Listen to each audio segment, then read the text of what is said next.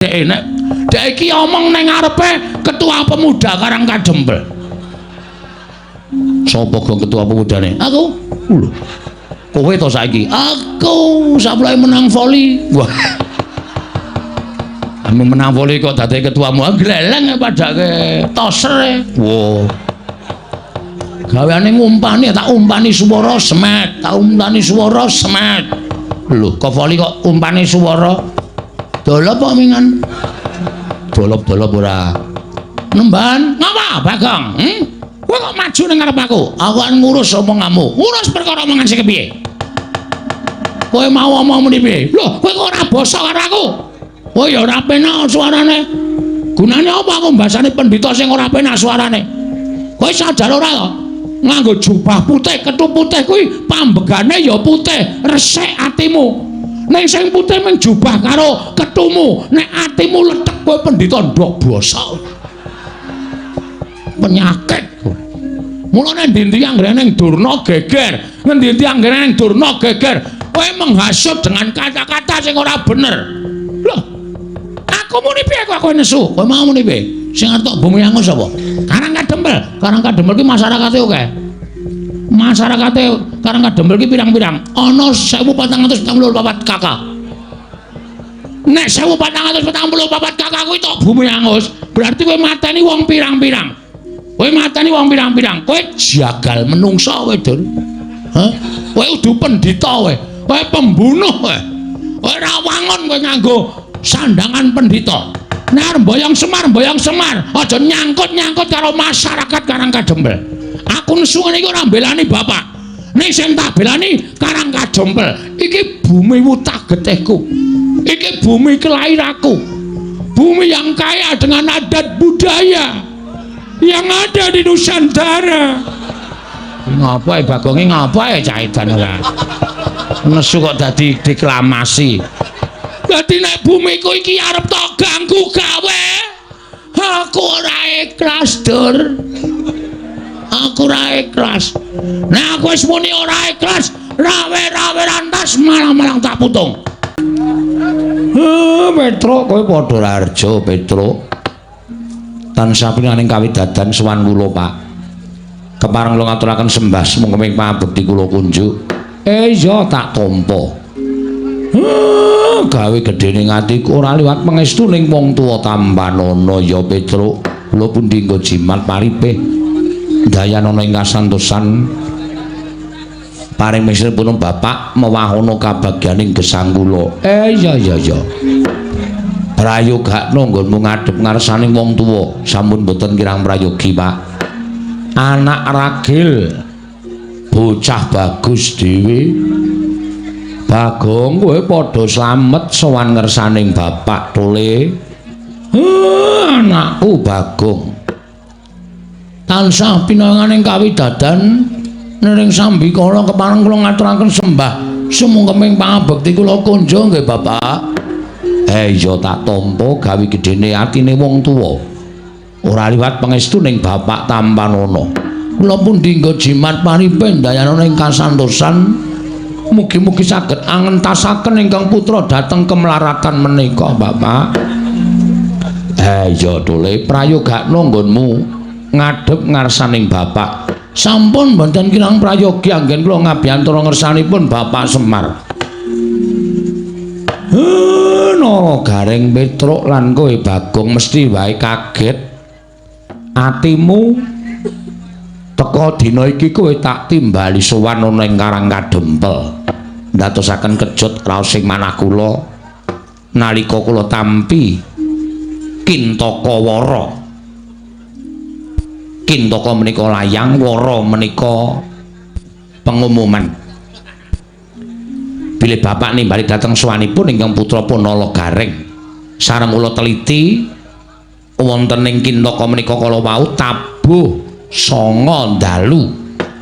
Monggo adat saben Panakawan menika anggenipun medal menika tabuh setengah kalih. Ewadene dinten sak mangke sonten-sonten bapak sampun nimbali ingkang putra ndatosaken kejut raos sing manahipun ingkang putra Nala Garing. Mugi kepareng ambabarana ingkang sejati menapa ing dados wigatosipun dari bapak kepareng nimbali sowanipun ingkang putra Panala Garing kula nedya nganglungaken jangga nilingaken Karna amastuti sabda atama paduka Bapak keparengan babarana ingkang sejati Allah ta nggih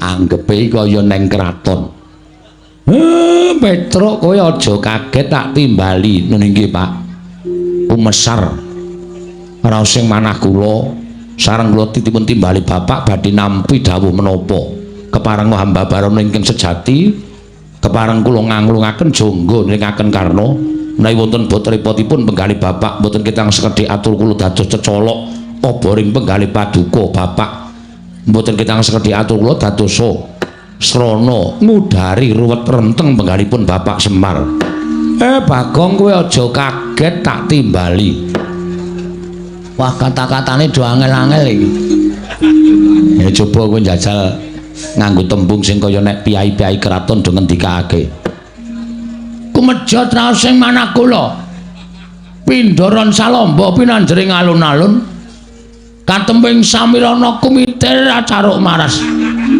nanging sareng wonten ngarsa paduka tebih saking kraos kemarasan pindha siram tirta aqua tirta wayu sepindu keparenga Bapak Amedarna menapa teng dados wigatosipun kula nedya nglumahaken asta nyadong kawelasan dhateng Bapak pinten-pinten kula tampi Pak lho kok kaya wong ngemis iki nyadong timbalan ora kaya wong ngemis nganglungaken jangga nilingaken Karna Bapak kula aturi ngendika ingkang langkung terwaca supados wijang anggen kula nampi menahipun Bapak saged nyolok mripatipun Bapak cecolok obor ruwet renteng penggalipun Bapak cecolok obor ruwet renteng penggalipun Bapak angudari angujuli angel trombo wis omong biasa apa Pak maksude Bapak ora anu mboyongi anak-anake karepe piye ngono wis malah dadak kaya kraton-kratonan wong omahe bapake ora kaya kraton kok pripun Pak keparang cumadong dawuh rada do maju nggone sowan aku arep ngaturake wigati tumraping aku wigati tumraping Karang Kadempel gedene wigati tumraping negara Ngamarta sing pancen kuwi dadi papane awake dhewe nggone suwita marang pepundhene awake dhewe para Pandhawa Petruk Nala Garing Bagong apa sing bakal ndak kandhake iki nek tanpa pambiyantumu kabeh ora bakal bisa kaleksanan kabeh ora bakal bisa lumaku tole Nala Garing Petruk apa dene kowe Bagong ana ing kene aku mung karep ngelingke karo kowe kabeh jejere Semar urip ning Karang Kadempel kuwi sayekti ke bawah keperintah negara Ngamarta monggo kowe ngerti arep nggonmu ngerti kuwi saka gethok tularing para tangga teparu gethok tularing para warga padukuhan sing padha ngandhakake nek Semar kuwi janjane ora kok menungso ning aku kuwi dewa perkara kuwi mbok percaya ya ora apa-apa ora ya ora piye-piye merga saka rumangsaku aku kuwi pancen dudu rumangsa wujuding dewa nanging aku kuwi mung wong menungsa lumrah ya mung nalika semana pancen aku tau tate ditanting supaya urip eneng kayangan ning gandeng aku kuwi gandrung karo katentreman aku kuwi gandrung karo karukunan mula nadyan abot pakaran iki kudu tak lakoni ning wis dadi kewajibanku ya kudu tak lakoni kanthi tewajuh minangka dadi pamomonging para satriya ingkang dadi utusaning adil gawe jagat iki supaya tentrem gawe jagat iki supaya rukun nggih Pak saksuwene kowe karo aku ngetutke para satriya sing suwe dhewe nggone awake dhewe suwita ya ming marang para Pandhawa wiwit Pandhawa kuncung nganti gelung wiwit Pandhawa jabang nganti celaprang ora kendhat tansah sumanding kelawan Panakawan tansah tak awat-awati laku jandraning para Pandhawa. Wiwit padha nglakoni urip ning alas, wiwit padha nglakoni tapa brata disingkang-singkang dening Kurawa nganti Pandhawa entuk negara Ngendraprasta merga ndaramu Ndara Bratasena nggone babat Wanamarta wekasan negara Jim wenteh dadi negara Kamanungsan ingkang sinebut negara Ngamarta. Wiwit dina kuwi negara Ngamarta dilenggahi dening pepundhenmu para Pandhawa. Oleh nalika Ngamarta dilenggahi dening pepundhenmu para Pandhawa kawiwitan tekan sinuwun Darmakusuma ngasta bawat peperintahan ingkang sepisan negara Ngamarta undak-undakane ora kaya ingkang padha dingerteni. Undakaning negara Ngamarta ngungkuli marang negara-negara ingkang luwih gedhe. Ngamarta kondhang negara ingkang panjang punjung, pasir pawukir loh jinawi gemah ripah karta tata Toraharja. Mongko Ngamarta kuwi dumadi saka pirang-pirang pulo, dumadi saka pirang-pirang daerah, dumadi saka pirang-pirang suku lan agama lan budaya. Ewadene Pandhawa bisa nyawijekake ya kuwi nyawijing karukunan, nyawijing katentreman lan kamanunggalan tunggal cipta rasa karsa lan karyane. Nggih. Mula nalika semana Ngamarta kuwi dadi rerasananing para negara liya. Padha gandrung karo negara Ngamarta, akeh kawula ingkang pindah saka negara liya ngawula marang negara Ngamarta merga kepengin urip mulya, urip rukun lan urip tentrem. Mekaten, Pak. Nalika semana atiku seneng merga sing jeneng pamong kaya awake dhewe iki nek sing dimong kuwi mujudake sawijining satriya ingkang bisa gawe tentrem, ingkang bisa gawe rukun, tegese nggone momong kuwi iso kasembadan apa ingkang ginayuh bisa kaleksanan. Ning kok pirang-pirang taun mburi iki kok Ngamarta kok beda karo adat saben. Lho, Ngamarta bentenipun menapa, Pak? Negari Ngamarta bentenipun menapa, Pak? Ngamarta kok ora kaya biyen to? Ngamarta kok ora kaya duk nalika taun-taun kepungkur kebak katentreman, kebak karukunan, kamanunggalan. Saiki sing tak rungu ngendi-endi padha regejegan, saiki sing tak rungu ngendi-endi padha bentak sirah, mung perkara cilik wae dadi gedhe.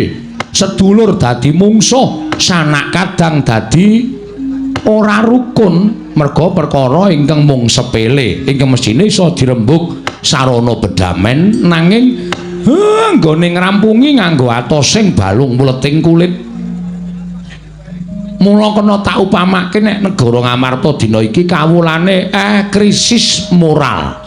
Ilang rasa kamanungsan sing dienggo uga malas tegese sapa sing rasa kuwi sing menang, sing ringkih bakal didak-idak. Mula kono kene regejegan, kono kene padha padudon, kono kene padha bentak sirah. Mongko babe mung bab sepele. Mung perkara wong sing ora ngerti kenthang ki muling lelakon, wong sing ora weruh pojok bareting kahanan. Disuarani sing ora nyata wekasan ambabi uta, numbuk bentus ngudel bingung gawe geger ing sak nggon-nggon. Ngamarta iki nek saya suwe tak nengke wae kok. Sak ngertiku Ngamarta kok kaya ming sak siliring bawang, sak umuring jagung, sak uruping damar. Ngamarta ora suwe meneh mesti bakal remuk bubuk dadi rempon. Lah nek negara Ngamarta kuwi rubuh, pendhawane ora ana, terus sing dadi utusane ngadil mangrurah satru murka, sing tukule kaya suket ning jagat iki sapa sing arep tanggung jawab? Nggih. Mula kaprihatinanku sing kaya ngene iki mau, niatku pancen aku kepengin dandan-dandan negara Ngamarta. Dandan-dandan negara Ngamarta kersanipun Bapak. Aku pengen bangun kayangan ning negara Ngamarta. Sik Pak, sabar. Bapak kok pengen bangun kayangan niku nuwun sewu. Kula nuwun pamunten lho. Bapak niku ora nuwun sewu, ora ngilu karo kahanane bapak piyambak. Gesangipun bapak kalih kula niku ngibarate wong ora duwe ming batur ming Panakawan. Kok arep bangun kayangan niku terus ragate saking pundi? Nuwun sewu lho, Pak. Nek ngendika menika dipenggali, mengko ndak malah ngrepotke karo anak-anak. Ra urung bapak mung duwe gegayuhan sing kon budidaya golek srana anak-anake. Lah anak-anake niki sing repot sing mesti mumet mergo kudu nuruti karepane bapak. Nek omonge dipikir mar.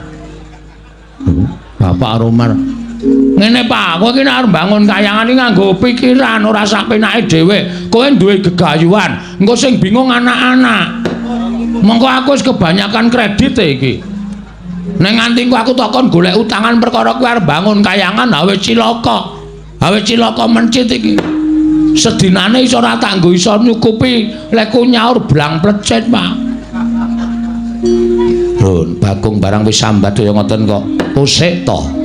Nek wong tuwa omong ki dirungokke sik. Ora padha tincrebung sak penake dhewe.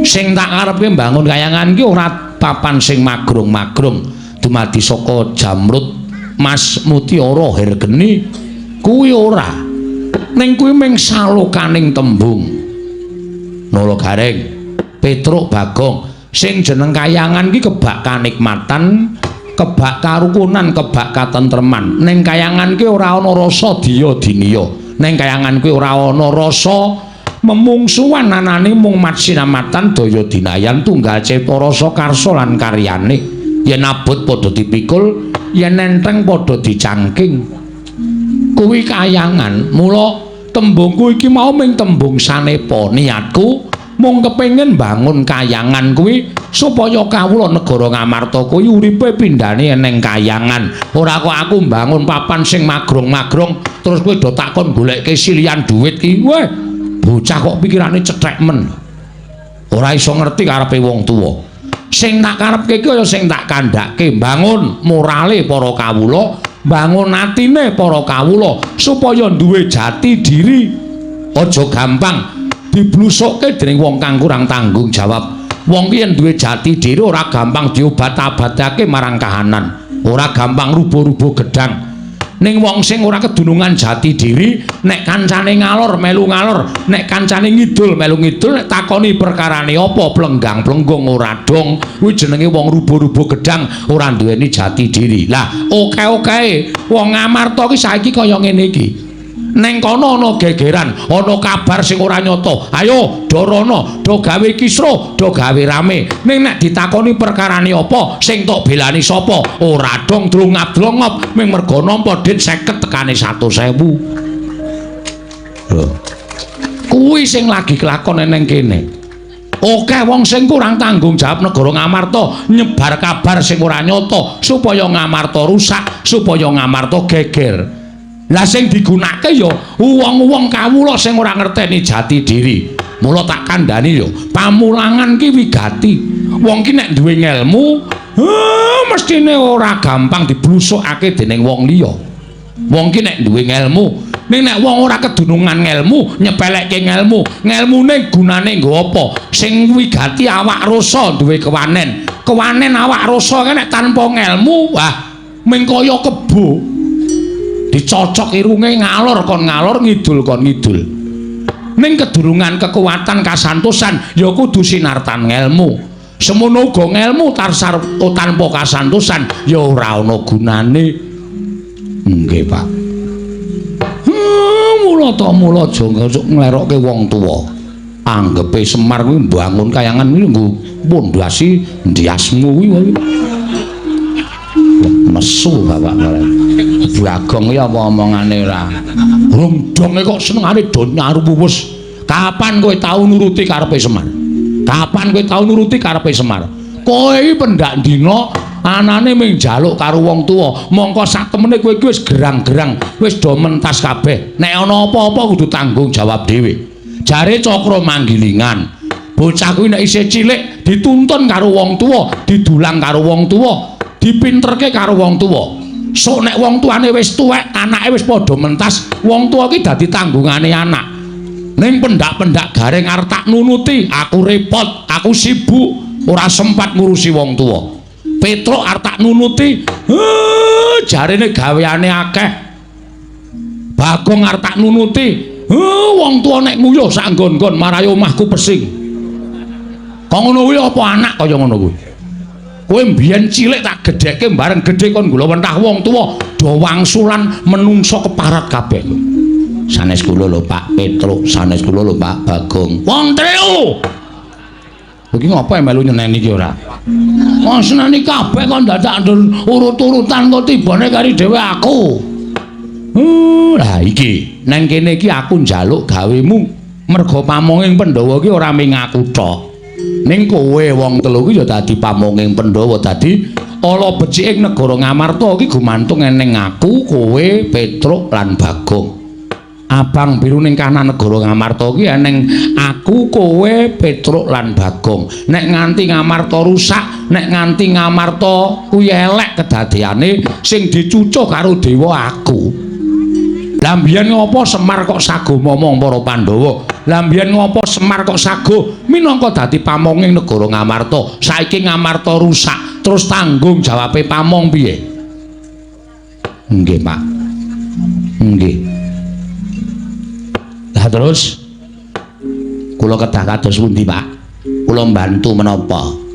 Kula nderek kersanipun Bapak kula aturi paring dawuh gandeng sedyanipun Bapak menika luhur lan sae, monggo kula aturi paring pangandikan. Bapak ngersake napa menawi kedah kula sadhe griya kula kangge kabatanipun Bapak, kula mboten napa-napa, ikhlas lahir batin. Bapak kula aturi paring dawuh, Pak. Nadyan kedah kula sadhe kendaraan kula kangge kabatanipun Bapak, kula sadene wonten Bapak kasembatan bangun kayangan. Pak, kula aturi paring dawuh, Pak. Nadyan kedah kula sadhe bojo kula. Mulai dian ora. Ora ndek apa-apa ya, Truk. Omah ming kontrak, kendaraan ra ana. Anane ming bojo wis semper. Tak dole wae. Nek ndi-ndi dadak nuntun, arep adus dadak gojoke wedang. Yen ora kaya ngono kuwi kaya. Bapak kula aturi paring pangandikan. Mangke kula sadhe Tegal kidul kula nika, Pak. Tak tonyo kae nggon aku e. Wah, Nding, nggih kulon kula kae nggon aku. Mun aku sing tok bagiane Truk, ha tok dolongno kok. Waduh. Nggih pun Pak, kula urun anu mawon tenaga. Pokoke kula urun tenaga, mboten saged ngaturaken menapa-menapa. Ning ampun disepelekke arepa ping tenaga menika ya dibutuhake, Pak. Tenaga lan pikiran. Merga kula nika di antara anake Semar sing sekolahe paling dhuwur menika namung kula. Waduh, gayane. Gareng menika kelas 3 SD medal. Mergi kurang ajar. Korsine gurune dipecahi lombok. Gurune lingguh, bokonge panas. Petro kelas 5 menika medal. Mergi nginjen roke bu guru ya, Tante. Ora. Akae kowe nang istor pas dipepe tok ilang-ilingi kae. Ora ming dipepe. Ha konangan sing duwe ya nesu. Rok dipepe kok dilang-ilingi tok goleki apane? Tak goleki rite kok ya. Kula sing paling iso lulus, Pak. Lulus apa kowe? SD. Apa kok SD? Ame SD kok pamer. SD iki, SD tekan kelas 6 lho, Tru. Ayo menang sing SMP. Goblok kowe. SMP tekan kelas 3 kok. Ayo dhuwur SMP. Weh, SD kelas piro? 6. SMP 3. 6 karo 3 ke endi? Oke 6. Ah, gene. Goblok kowe. Wis tekan kelas 6 dadak baleni tekan kelas 3. Go ngopo? SD wis dhuwur dhewe. Ha iya nek hitungane cah petuk ya kaya ngono kuwi. Nolo gareng Petruk Bagong aja ting celomet. Aku tak omong karo kowe. Ket mau kaya wis omong terus. Ha iya. Ana syarat-syaratane ingkang kudu kelakon. Syarat-syaratipun aku njaluk pepundenmu Pandhawa 5 cacahe rawuh neng Karakadempel sinambi mundi pustaka Jamus kelima sada. Angka 2 pepundhenmu Ndarawati kudu rawuh neng Karakadempel sinambi ngaturake Sekar Wijaya Kesuma. Angka 3 pepundhenmu Prabu Mandura rawuh neng Karakadempel ngaturake pusaka Mandura Kiai Alugura apa dene Kiai Nenggala. Wis gandeng anakku 3 kowe Petruk karo Bagong dumen dhewe-dhewe sapa sing arep ning Amarta, sapa sing arep ning Ndarawati, sapa sing arep ning Mandura. Kula tak teng Ndarawati mawon, Pak. Gareng sagu syukur. Kula tak teng negara Ngamarta tak matur kali pepundhen kula Ndara Puntadewa mergo nek kula pikir kok aman dhewe teng Ngamarta. Sinuwun Puntadewa niku mboten nate duka nek kula matur alus tur ngerti karepe Bapak Sinuwun Puntadewa tertu rawuh teng Karangkadempel. Sing nang Mandura sapa? Kula tak teng Ngamarta mawon, Pak. Ngamarta wi aku. Gareng Ndarawati. Waduh, aku bahaya dhewe. Sing kurang ming Mandura. Wah, wis cilaka iki, Tru. Arep sago mesti nesu. Prabu Baladewa iki galak banget. Sinuwun kula nyuwun ngampil Nenggara. Kepiye? Glandang Nenggara. Jelas modar aku iki. Iki jalan reng. Mah. Aku tak ning Ndarawati ku ning Mandura ora iso aku Ndarawati kok. Terus jalan terus. Mah, aku tak ning Ngamarta wae ku ning Mandura. Wah, wis ameng-ameng nyawa. Bagong, anggepmu apa bapakmu nyilih Nenggala? Bapakmu ki wong kere, mung Panakawan kok nyilih Nenggala. Ngaten nggih sinuwun cerewet dulang Nenggala we nyus. Piye iki? Ora apa-apa nglabi bapak iku kudu wani mati. Wis, wani mati anakku cilik-cilik. Ayo men lho titipke panti asuhan. Tak pacul cengelmu lho, Tru. Mbokne isih kok titipke panti asuhan ora? Ha ya mbok menawa wis engko mati ning Mandura. Nek wis sago dilakoni. Mingkari aku ngenteni kesaguamu, mangkatmu besok kapan. Saya cepet nggonmu budal, saya apik, saya kelakon penjangkane Semar. Nggone kepengin dandani negara Ngamarta sarana mbangun kayangan ning negara Ngamarta. Ndara Garing Petruk apa dene kowe Bagong? Jagone ora padha tarung. Prenjake ora ning sing muni lah kok. Eneng dayoh pirang-pirang. Mongko ndak sawang lancur-lancur Pandhawa.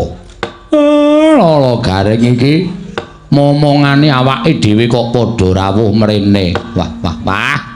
Anggere nyawang putra Pandhawa ki rasane ning ati ki ayem umure kaya tambah 10 taun ya, Tru. Gagah kabeh. Bagus kabeh. Monggo ya atine apik kabeh. Tur dadi daya. Wah, jan aku nek kon momong piyai koyo ngene iki rasane ora dibayar kowe gelem ya, Gong. Ya ora, nah ya tetep dibayar. Iki komersil banget kok kowe. Saiki sawangane lho. Nyawang Ndara Wisanggeni atine seneng, Nyawang Ndara Antasena rasane ya marem, Nyawang Ndara Gatotkaca luwe-luwe. Oh, Nyawang Ndara Antarja, Ndara Abimanyu nang rismune lenggah, mari kelu ngono kae baguse ora jamak-jamak. Ae do tiru aku, Waduh. Terutama Abimanyu. Ya Abimanyu karo kowe sambung rapete apa? Aku ora ngerti. Yen ndek jaman lahir sapa sing ngethok pusere? Sapa? Ndara Werkudara. Lah ya hubungane karo kowe sing gendong pertama kali aku. Weh ya to. Heeh. Jaman semono kae mulane ya meh mirip aku. Sing mirip ki apane? Ambegane. Ambegane ya beda. Mungkin ambegan nek turu kaya tong setan kok. Turu kok tok. Ayo jenenge wong iso mangan jengake sawernaing swara ora iso nek ra ana aku. Ha iya. Ngorok ki meng grok ngono kok kowe iso swara banyu, swara wong kentrongan, swara apa-apa kok mlebu. Ayo rekamane apik kok. Nganti aku nek turu jejer kowe iki bingung lho. Iki apa iki? Bare bret. Culing. Mosok nggo culing-culing barang. Kandhani kok. Ha iso tak rekamke ye. Ha iya. Ngono. Do meneng sik. Malah ngrembug wong ngorok. Ndara wis anggene wilujeng Den. Kakek Semar slamet tekaku kakek. Aku ngaturke bektiku katur ya kakek. Nggih kula tampi dawa sami-sami Ndara Antasena wilujeng Den. Ya kek slamet tekaku. Aku ngaturke bektiku katur ya kek. Kula tampi Ndara Gatotkaca wilujeng. Ya Siwa Badranaya slamet tekaku. Aku ngaturke bektiku katur Siwa Semar. Kula tampi Ndara Antarja wilujeng. Ya Siwa Semar. Slamet tekaku aku ngaturke bektiku katur Siwa Nayantaka. Nggih, Ndara Abimanyu wilujeng. Ya Siwa Nayantaka slamet tekaku. Aku ngaturke sembahku katur Siwa Semar. Mbok ampun aneh-aneh. Ora niki ming batur kok disembah. Niku malah mengke kula ndak kuwalat. Ning kula tampa dawah sami-sami dipun sekecaken anggenipun sami lenggah. Wah. Ndara wis anggene bekti kula kunjung nggih Den. Nala garing tak tampa. Tiba padha-padha nala garing. Nggih, Ndara Antasena bekti kula ya ring tak tampa. Matamu ora mari-mari. Waduh. Bar dialem matak-matake wong tuwa. Niki mboten iso mari ana ya kira kaya ngene iki. Ya syukur, muga-muga tak dongak-dongake ndang bener. Nggih, matur sembah nuwun. Tak ketang rada lara atiku. Dipun sekecaken? Ya. Wis ora kurang kepenak. Ndara Gatotkaca bekti kula nggih Den. Ya garing tak tampa. Ndara Antarja bekti kula ya garing tak tampa. Ndara Abimanyu bekti kula nggih Den. Ya nala garing tak tampa. Ndara Wisanggeni bekti kula ya Petra tak tampa. Ndara Antasena bekti kula nggih Den. Ya terus tak tampa. Ndara Gatotkaca ya Petra. Ndara Antarja ya Petra. Ndara Abimanyu ya Petra tak tampa. Ayo Gong. Ndara Wisanggeni, Ndara Antasena, Ndara Gatotkaca, Ndara Antarja, Ndara Abimanyu kan bekti kula kanca. Kowe kok njur kabeh disaruk wae. Kesuwen e. Ming bageke kok suwene ra jamak-jamak. Wong edan Bagong iya tak tampa tiba padha-padha. Wong kentir Bagong iya tak tampa tiba padha-padha. Wong edan Bagong tak tampa. Wong pekok Bagong tak tampa. Wong bagus Bagong tak tampa. Nah, kae ngisor dhewe kae nyenengke kae. Wis dibekteni suarane ora penak. Lho, suaraku ora penak piye Bagong? Apa ya ora sang nganggo edan, ora nganggo pekok. Waras e kula iki. Ning saora-orane kowe iki wis dicap karo para kawula. Dicap. Disetempel. Terus kula niku gaweane teng kelurahan lho. Gaweanmu apa? Nyetempeli. Layang-layang niku lho. Lah iya, disetempel nek kula niku mboten edan. Iya njaluk ngapura. Ndara Antasena ya ora penak omongane. Ya njaluk ngapura, Gong. Ya ming kowe iki pancen yo rada ndugal kewarisan kaya aku. Waduh, rungu ora, Truk? Ha iya. Padha Ndara Antasena. Heeh. Ya ming aku bagus kowe elek. Atos meneh. Romansaku ora penak to iki. Wis tak tampa wong kowe ya elek tenan kok. Wonten wigaten napa Ndara rawuh mriki? Aku ora butuh karo kowe, butuh karo bapakmu. Mangke monggo kula ming anu kok. Ming nakoni kok. Enten apa, Den? Kakek, wonten dawuh. Setemene nggonku ngirit marang para putra mau, sayekti njumbahake lawan impenku, Kek. Sampeyan ngimpi napa? Ana ing dina Sukara Kasing kepungkur aku ngimpi. Mongko wektune kuwi Puspa Tajem utawa Kadara Dasih ketitik sawise nggonku rampung nggone nglakoni nendra wis gagat bangun Rahina. Ateges impen kuwi bakal kasunyatan. Ora nyono-nyono Kakek Semar kuwi kaya mangku Sang Hyang Candra. Soroting Sang Hyang Rembulan nalika semono nganti tekan pasuryaning Kakek Semar dadi mencorong mawa cahya sapa ing caketan tumuli entuk soroting saka Kakekne Semar. Kaya entuk daya kekuatan ingkang linuwih. Tumuli aku matur marang Kakangku Antasena, Kakang Garwaca lan Kakang Antarja putrine Kakang Abimanyu ndak kanthi sowan mrene ingkang wigati yen pancen Kakekne Semar kuwi bakal duwe sedya, duwe gegayuhan, marata aku kandhanana, aku paring ana dawuh. Merga kanthi cara mengkono aku bakal sak biyantu marang kakekne Semar. Bot repoting kakekne Semar aku yang bakal bantu marang panjenenganing kakekno Yantaka. Ha. Piye iki? Bloko wae, Pak. Pun, bapakne wau sedyane bapak sing mangandikae kali kula diblakake ndoro-ndoro niki. Sinten ngertos ndoro-ndoro niku kersa mbiyantu bloko mawon, Pak. Mboten apa-apa, mboten ajeng duka niki anak-anak niku do ngerti kok niki pinter-pinter kok. Kula niki mung prihatin karo kahanan negara Ngamarta. Sampeyan mbok menawa ya prisa. Wong sampeyan niku dadi nom-nomaning negara Ngamarta. Ngamarta niki sakniki akeh wong sing padha regejegan. Ngamarta katone wis ora tentrem, morale kawula Ngamarta wis rusak. Ilang tabeting rasa kamanungsan wekasan nek nganti rusak ing para kawula menika mangke ngembet dhateng negari Ngamarta. Tan wurunga Ngamarta badhe rubuh. Nek Ngamarta rubuh kula sing didukani dening para dewa sebab kula menika minangka dados pamong. Mula kula kepengin bangun kayangan. Lho. Bangun kayangan piye? Bangun kayangan piye, Kek? Bangun kayangan mboten bangun wujuding papan ingkang magrong-magrong kados kayuwangan mboten. Ning bangun morale para kawula, mujudake negara ingkang adil, makmur, warata, tias bagya mulya, mujudake praja ingkang ayem tentrem. Tunggal rasa cipta lan karsa sarta karyane sami-sami pitados dhateng pernataning hukum negara Ngamarta wekasan gesanging para kawula sami majinamatan daya dinayan tetunggalan manunggal sayuk rukun hangangkat derajating praja Ngamarta den jagat Dewa Bathara ya jagat Mahestungkara yen to pancen kaya mengkono gegayuhaning kakekne Semar kuwi becik ya ngono to Kakang Antasena. Heeh. Lah terus kersane kakekne Semar kula wau matur kali anak-anak kula. Syarate Pandhawa mundi pustaka Jamus Limasada kedah rawuh mriki sinuwun Ndarawati minangka dadi pujangganing Pandhawa. Mundi Sekar Wijaya Kusuma kedah rawuh mriki sinuwun Mandura kudu rawuh mrene merga tumrap kula nadyan sinuwun Mandura menika arang-arang sowan dhateng negari Ngamarta ning batose keng woing Mandura menika muhung doyong dhateng para Pandhawa. Mila Ndara anak kula gareng kula dawuh supaya mboyong sinuwun Ndarawati, Petruk pun sagu mboyong para Pandhawa, Bagong pun sagu mboyong sinuwun Mandura. Ning merga saka anak kula niki nek duwe kesaguhan ming saguh teng ngarep perkara kelakon lan orane niku durung karuan mengke.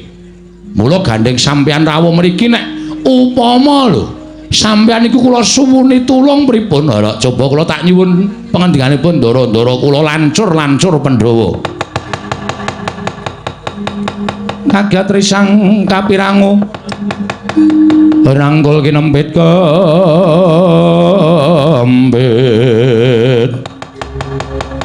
dosang reknaning bawana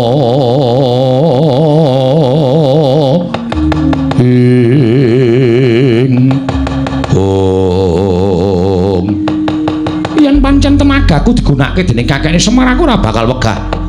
Aku mengko karo Kakang Antasena bakal sowan Kanjeng Ndarawati nyuwun ngambil Sekar Wijaya Kusuma sinartan mboyong Kanjeng Ndarawati.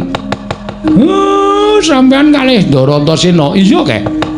Nah, nek mengke sinuwun Ndarawati mboten purun kuwi ana purba wasisaku sing baku kowe kelakon kerawan nata Ndarawati apa dene kelakon mboyong Sekar Wijaya Kusuma. Ah nggih, matur nuwun. Siwa Semar. Nadyan aku bakal budal menawa negara Ngamarta matur Kanjeng Puntadewa. Mboyong marang para Pandhawa sinartanmu di pustaka Jamus Limasada. Aku karo adhiku Abimanyu yang bakal sowan ana ing negara Ngamarta. Wah, matur nuwun, matur nuwun. Aku ingkang bakal sowan menyang negara Mandura. Mengko aku matur bakal mboyong senjata negara lan alugara. Sartaning Kanjeng Prabu tak aturi rawuh ning Karang Kadempel. Ora usah kuwatir yen ana muga-muganing Kanjeng Mandura, aku ingkang tanggung jawab. Ah, matur nuwun. Wis kowe do nang omah wae. Kowe tak ganti gaweanmu. Iki engko arep ana duwe gawe gedhe. Nala gareng kowe mlathoki kayu. Petruk kowe ngangsu. Bagong kowe nguruk jeglongan kidul ngomah 10 meter kae duruk kabeh. Edan tenan Semar kaya komunis. Kejem kowe iki. Munake aku sapenade aku kok gaweane abot wis to tindakno. Nggih pangestaken dawuh. Matur nuwun Den, dene sampeyan pun kersa mbantu kalih kula. Banjur pangkatku besok apa? Kakek Nayantaka. Kula nderek karo sampeyan. Sakniki ya apik, sesuk golek wanci sing prayoga ya apik. Mergo nggenku lajeng bangun kayangan iki ora kesusu kok, Den. Ngenteni wektu dina ingkang prayoga, Ndara. Tak kira sapa lah. Iki kok ora pangling. Penemban Durna sing ngrawuh eneng Karang Kadempel. Nala Gareng. Lah kok iki ting jerdul piyayi-piyayi. Waduh. Iki kok malah Penemban Durna ya sowan mrene, Tru. Lah kok malah aneh to iki. Iki Penemban Durna kok sowan mrene, Gong. Wis kok klebon penyakit. Penyakit apa? Wis penyakit werna-werna nek kuwi pokoke. Kok iso ngono? Wah. Ketekan putra-putra Pendhawa mau rasane iki anyep-anyes kaya nganggo AC. Bareng ketekan piyai siji kok sumuke pol ya, Tru. Panas suasanane, panas. Ayo ati iki nggawa suasana. Nek sing rawuh ki atine ayem, atine becik, atine tentrem kuwi suasana iki dadi adem. Nek sing rawuh ki wong brangasan, wong tumindake elek iki terus dadi sumuk. Ayo. Ning ya di rungokke sik wigatine Begawan Durna ki apa? Tak rungokke anggere macem-macem ajar nang kene. Iki pendhita lho, Gong. Ora urusan. Ora urusan pendhita, ora urusan apa-apa. Ngisruh Karang Kadempel ajar nang kene. Bagong meneng dhisik. Siap. Aku tak nyuwun mriksa Begawan Durna. Takoni, Pak. Nek apik sediane diluluske. Nek kira-kira arep gawe kisruh, arep gawe rame, arep nyebar hoak. Hoki apa? Kire. Wih, hoki kabar tidak benar itu hoak. Penemban wilujeng. Iya Semar. Slamet tekaku ning Sambikala. Arep aku tekan ning papan kene ana swara sing ora kepenak. Ning ora tak anggap ya Ben. Penemune wong kuwi dhewe-dhewe tumrap Begawan Durna. Ana sing penemune wong Durna kuwi apik, Durna kuwi becik, kuwi ya akeh. Ning ana sing duwe penemu Durna kuwi ala, kuwi ya monggo. Monggo anggene biji. Kula nyuwun pangapunten anak kula. Ora apa-apa. Wilujeng rawuhipun slamet tekaku. Penemban bekti kula kunjuk. Nala Gareng tak tampa pangestuku sampeyan ana. Nggih. Bekti kula kunjuk Penemban. Petruk tak tampa pangestuku sampeyan ana ya Petruk. Nggih. Ana Gong. Wis krungu dhek. Sing ora nampa ya njajal tata kramane. Penemban lo ngaturaken bekti kula kunjuk. Penemban Durna. Bekti kula kunjuk. Agong.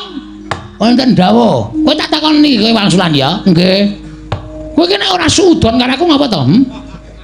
Kowe ki nek ora ndek panyokro elek, bareng kok bawa elek karo aku. Kowe ki ngapa? Aku tekan ndi iki wis tak lokke sing elek. Aku tekan ndi wis tak anggap penyakit kuwi. Janjane aku ki apa to? Tak takon karo kowe. Lho, sampeyan niku kok malah takon kali kula. Sampeyan niku sebagai napa? Sampeyan niku teng pendhita to? Pendhita kok tau nek penyakit? Ha apa ora? Ora ya wis. Rasa digawe sepaneng. Mosok pendhita kok penyakit? Ya, Tru. Kula ya mung sak omong-omong kula kok. Ning suaramu ki nyocok ning ati. Ae ndo, aja nganti kecocok. Engko ki ngeyel kok Gong pancen. Bekti kula kunjuk, nek wonten lepate nyuwun pangapunten. Tak tampa pangestuku tampan ana. Tak tampa sakarmu ora sakarmu. Ora penak. Ya wis ora tak tampa. Mangke kiriku men totoli pitik. Pangestu totoli pitik ora. Iki ngene ya Semar. Nggih, pripun? Aku prapta ning Karang Kadempel. Sayekti diutus dening anak Prabu Duryudana. Sampean diutusi nuwun Ngastina. Wigatosipun Tatya Wuruhanamu Semar. Yen to kahanan negara Ngastina saiki lagi nungsang puyang gudel bingung numbuk bentus para kawulane. Mergo wis ana sesasi iki negara Ngastina kuwi kaya ketaman pegebluk. Akeh para kawula ing Solora sore ketiwasan, sore loro esuk nandhang kapralaya. Mongko wis madal saling usada. Wis ora kurang-kurang anak Prabu Duryudana nggone ngrawake para Brahmana winasih sewa sugata menyang para nimpuna supaya nambak renganing praja panandene katindakake gagar wigar tenantuk karya. Nalika semana tumuli dawuh kalawan aku supaya aku Mahasing Asamun, Mahasing Asepi tapa brata semedi maladihening nyuwun palimarmaning para dewa. Jroning aku tapa aku entuk sasmita ing dumeling ana ing Karna. Sasmitaning dewa ingkang tak tampa negara Ngastina bisa maluya nirmala temajati jati temamulya yen ta ora keteng amung sedhela tinenggan dening Semar Badranaya. Mula Semar tumuli aku diutus dening anak Prabu Duryudana supaya sowan ning Karang Kadempel ing wigati mboyong marang kowe. Ayo tak kanthi kowe sowan ning negara Ngastina ora keteng amung sedina rong dina kowe mapan ning negara Ngastina mengko yen ta pagebluk mau wis sirep tumuli kowe bali ning Karang Kadempel. Wadene kowe krasa kepenak nggone mapan negara Ngastina, kowe moh bali marang Karang Kadempel. Ora apa-apa, Semar, ora apa-apa. Malah kepasang Yogyakarta tujuhe ngenu. Dene kowe gelem mapan ning negara Ngastina. Kowe njaluk apa bakal keturutan. Kowe njaluk pangkat apa bakal kasembadan Semar. Nggih. Mula dina iki setemene aku ora kok sowan ijen. Kurawa wis padha mlumpuk nedya mboyong marang kowe. Wis diyasake tandu. Saka ing Karang Kadempel tekan negara Ngastina kowe ora bakal dijak mlaku, nanging bakal ditandu, dianggep wong sing wigati, wong sing bakal gawe padang negara Ngastina. Ayo, dina iki mangkat Semar. Mengko upama kowe wis bisa gawe padang negara Ngastina, balimu kowe bakal disangoni 7 gerobak Mas Picis Raja Brana. Kuwi nek menggo mbangun omah kowe iso tingkat 400. Apa ora moncer kowe? Kowe tekan Karang Kadempel tumuli lemah kiwa tengene tok tuku kabeh, tok deki pendopo. Ora kok kaya omahmu saiki iki aku kok ngenes banget to Semar. Saplahe kowe melu para Pandhawa iki kok rumangsaku Pandhawa ora gatekke karo uripmu coba. Ya bener omahmu pendopo.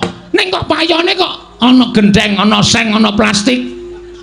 Iki pendopo model apa aku tak takon karo kowe. Mongko nalika semono aku sowan mrene iki udakara wis 5 taun kepungkur. Lincakmu ya ora ganti-ganti. Lincak kok campur karo telek pitik.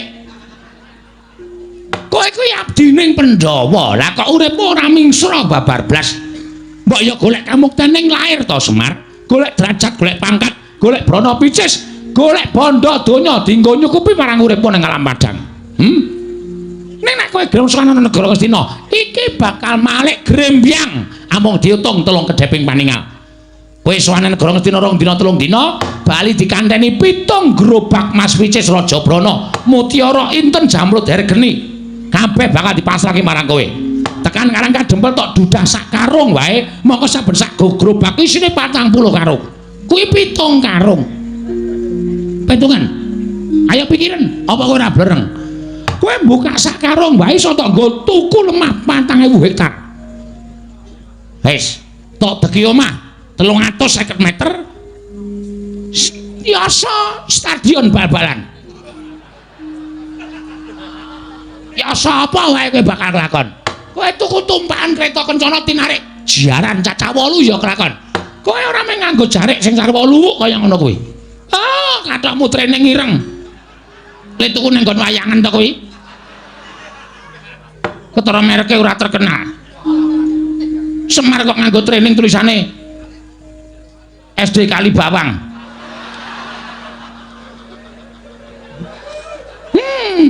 Cetok nek training le ngenehi kowe dum-duman. Sarungmu ya mung sarung luwuk kaya ngono. Kowe suweng ya mung suweng lombok abang ora ganti-ganti. Kowe sesuk nek wis saka negara Ngastina nganggo suweng sing gedene sak kurungan jago, dumadi saka inten ya iso nganti kewer-kewer kupingmu. Kowe nganggo sarung prada emas ya kelakon. Untumu sing siji kuwi ditretes inten. Dadi nek guyu mah klop-klop ngono. Apa orang glelek? Ora mung kowe sing sugih, nala gareng petruk bakong gawekno omah kabeh. Ora kelong bandamu tak kandhani. Nek isih kurang nyuwuna marang anak Prabu Duryudana, mesti maringi karo kowe, ora bakal wegah. Wong urip ki mboten anu lho, Pak. Mboten napa jenenge iki ngawula bondo donya. Arep kokean bondo donya nek atine ra tentrem ya terus heeh. Nek cara aku mbok wis Pak urip ngenten iki malah kepenak. Ya, Gong. Ya ora ana ya penak sugih. Maksude piye to kuwi? Gelem omar. Lho. Ana engko aku njaluk 2 karung. tanggone nutup utangku terus tanggo yasa omah ora apa-apa mung sedheloke kok kowe tekan negara Ngastina kok diobongi menyan terus kok nek negara Ngastina wis padhang mulai nggawa 7 gerobak wah gleleng man wis yasa pendopo karo yasa sarean sisan nggo kowe wira kurang ajar to bapane kaya engko nek wong melarat terus dadi sugih iki nyok kaget lho terus serangan jantung ayo Semar buka sak karung biak isine Mas Inten terus nyekeli dadane mati terus karungnya ditumbang 3 7 karung ada garing sekarung kowe sekarung aku 5 karung wah kowe iki senengane kok arep-arep menang terus ora kowe manut ya Semar wis kowe mangkat to dina iki nek awas dene iki kowe ora gelem mangkat kowe ora gelem sebudal ana ing negara Ngastina aku diparingi Purbawasesa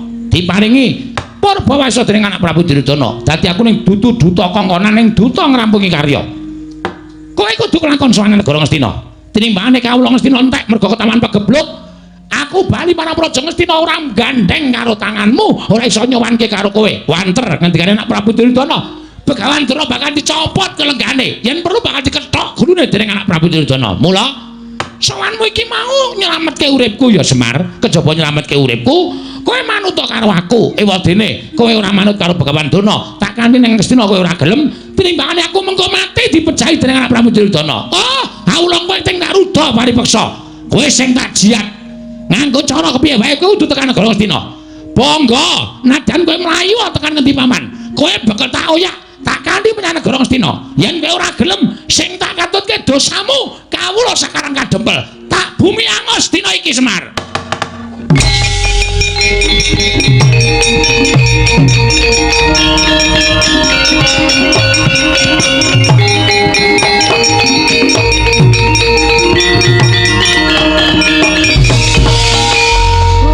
Bagong arep ngopo sik Mar tenang Mar iya ana kata-katane Durna sing marai atiku merkitik piye Durna mau arep meksa karo kowe ning negara Ngastina ora masalah kowe pribadi urusanmu wong loro ora ana sambung rapete karo anak-anak ora ana sambung rapete karo kawula Karang Kadempel ning bareng Durna ngucap nek Semar ora gelem diboyo ning negara Ngastina kawula Karang Kadempel arep di bumi angus iki nang kene iki sing marai muntap aku Pek Pak kok Pek aku muni Pek kok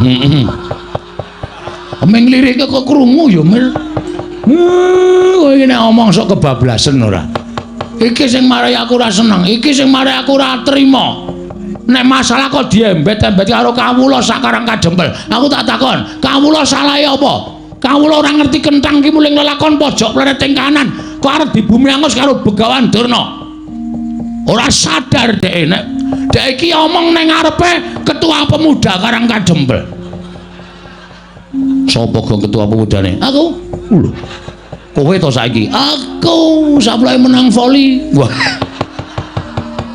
ame menang voli kok dadi ketuamu gleleng padake toser wow gaweane ngumpani tak umpani swara semet lho kok voli kok umpani swara dolop kok mingan dolop ora nemban ngapa Bagong kowe kok maju ning ngarep aku kan ngurus omonganmu ngurus perkara omongan sing kepiye kowe mau omong muni piye lho kowe kok ora basa karo aku oh ya ora penak suarane gunane apa aku mbasane pendhita sing ora penak suarane kowe sadar ora to nganggo jubah putih kethu putih kuwi pambegane ya putih resik atimu ning sing putih mung jubah karo kethumu nek atimu letek kowe pendhita ndok basa penyakit mulane ndi-ndi anggere ning Durna geger ngendi-endi anggere ning Durna geger kowe menghasut dengan kata-kata sing ora bener lho aku muni piye kowe nesu kowe mau muni piye sing atok bumi angus apa Karang Kadempel ki masyarakate oke masyarakate Karang Kadempel ki pirang-pirang ana 1444 kakak nek 1444 kakak kuwi tok bumi angus berarti kowe mateni wong pirang-pirang kowe jagal menungso kowe Dur kowe udu pendhita kowe pembunuh kowe ora wangun kowe nganggo sandangan pendhita. Nek boyong Semar, aja nyangkut-nyangkut karo masyarakat Karangkadempel. Aku nesu ngene iki ora mbelani bapak. Ning sing tak belani Karangkadempel. Iki bumi wutah getihku. Iki bumi kelahiranku. Bumi yang kaya dengan adat budaya yang ada di Nusantara. Ngapa Bagong ngapa cah edan ora? Nesu kok dadi deklamasi. Dadi nek bumiku iki arep tak ganggu gawe. Aku ora ikhlas, Dur. Aku ora ikhlas. Nah aku wis muni ora ikhlas, rawe-rawe rantas malang-malang tak putung. Ora nyawang kowe iki derajate apa? Ora nyawang kowe iki derajate pendhita. Naming arep gawe geger, arep gawe rusak. Ajange diadane Bagong. Wah, edian Bagong. Ora sak cerewet kowe. Iya. Ajange diadane Bagong. Enteni nang kene. Nang ndi, Gong? Salin. Wah.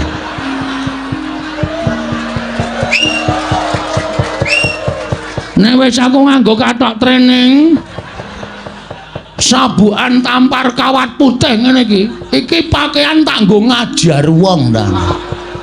Mulane aku nyandang kaya ngene aku ora wedi sapa-sapa Dur. Ngejak pirang dina wae. Arep kowe nggo soto Kurawa. Aku ora wedi. Aku ket wingi wis ngesak soto mbako. Ayo ditandheke ya. Perkara kan boyong karo Semar boyongan ning rasa ngrasani karo wong Karangkadempel. Nek Semar ora gelem tak boyong ning Karangkadempel. Utawa tak boyong ning negara Ngastina. Oh, kawula Karangkadempel kene tak bumi angos tenan Bagong. Iki sing dadi masalah. Ngrampungke ora ning kene. Ayo, golek papan sing jembar. Golek papan sing jembar. Bagong ki wong kulino gelut. Tandane, kowe ngerti ra? Terminal Deksoi gentone iki.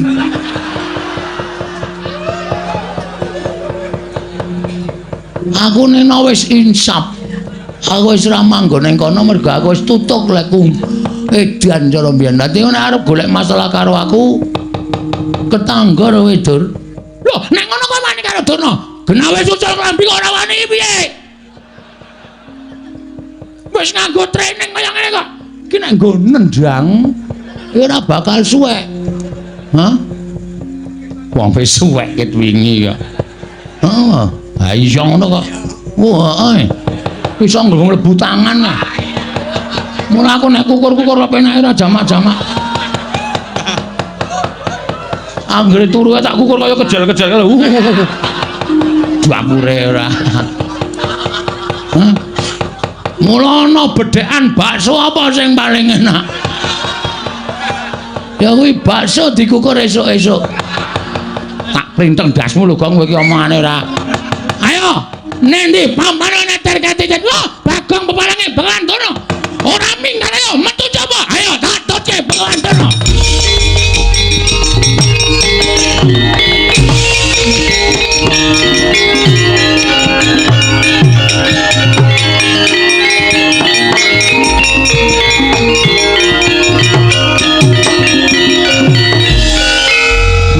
Kisruh sisan. Bocah kok kandan-kandanane angel. Bocah kok semene. Nah ndedelke BH. Aja mengaruh Bagong. Bagong nek omong cangkeme elek ora. Iki gawe masalah ngerti ra? Gawe masalah ngerti ora? Ngerti. Lah kok tok gawe masalah, pancen tak sengaja, Pak. Aku ora mbelani kowe lho, Pak, kowe aja GR. Aku ora ngelani kowe. Kowe arep perkara arep diboyong karo Durna ora masalah, terserah. Kuwi perkaramu. Kowe arep nggawa 7 gerobak karung isi mas, monggo aku ora pengen. Nek Durna ngrasani katentremaning masyarakat Karangkadempel. Iki Pak, sing wis diresmi dilantik dadi ketua pemuda. Iki dadi kewajibanku tentrem lan orane desa kuwi ning pundhake para nom-noman, ora kok malah nom-nomane padha teler-teleran, padha dolanan obat. Manusia macam apa kowe? Terus di mana? Di mana tulang punggung negara nek tulang punggunge wedo teng gloyor ora karu-karuan, negarane remuk. Mula aku kudu sesanggem, aku tak rampungake. Aku adoh saka minuman keras, adoh saka obat-obatan. Sirku ngopo? Gawe tentrem Karang Kadempel. Nek ana sing ganggu Karang Kadempel kaya Durna kuwi mau, aku sing ora nrimake. Tepuk tangan. Wah, tepuk tangan kok dikon. Ya wis rasa itu.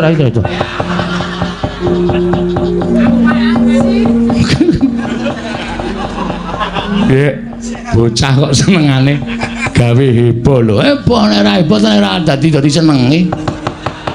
Aku dadi kangeni mayang sewengi ra metu Bagonge ditakoke. Ayo. Ngerol e. Habis kono nek nandangi Durna nek ditandangi. Lho. Aja sik ngewangi sapa? Lah wong sing nantang kowe kok njaluk diwangi. Truk. Ngewangi ora kowe? Aku ora ndek masalah apa-apa kok.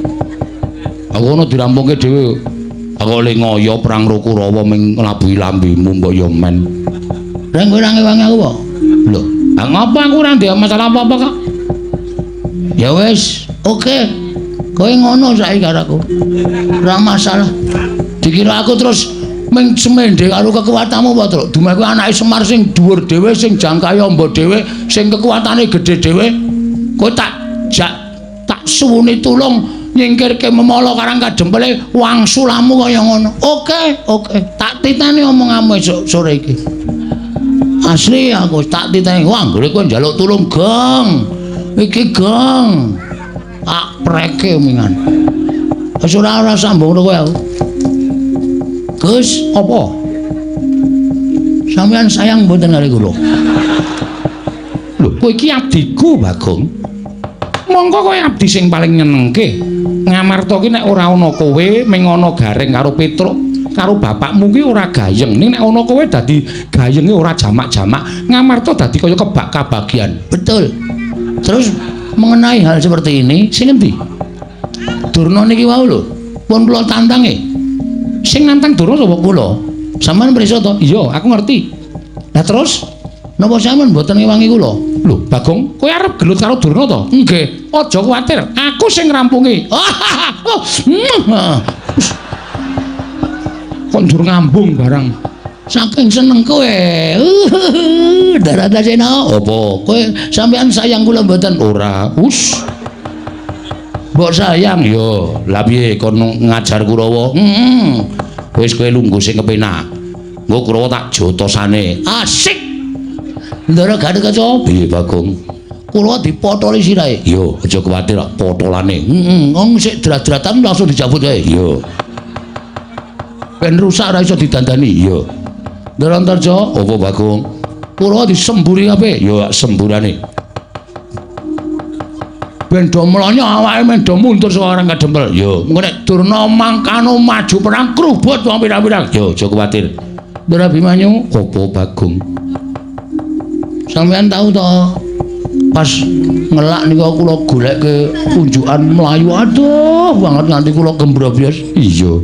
Pas teng-tengah ngalas kelingan to? Iya. Pas pados Wahyu Cakraning ra? Iya. Dados pendhita? Iya. Kelingan mboten? Kelingan. Berarti lelabuhan kula gedhe tumrap sampeyan ora bakal tak lalekake.